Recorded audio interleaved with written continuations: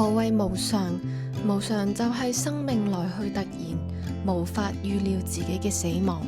正正如此，珍惜生命，活在當下係如此重要。今日適逢係農曆7月，帶同2位高階嘅修行學生前往魔鬼山超度亡魂。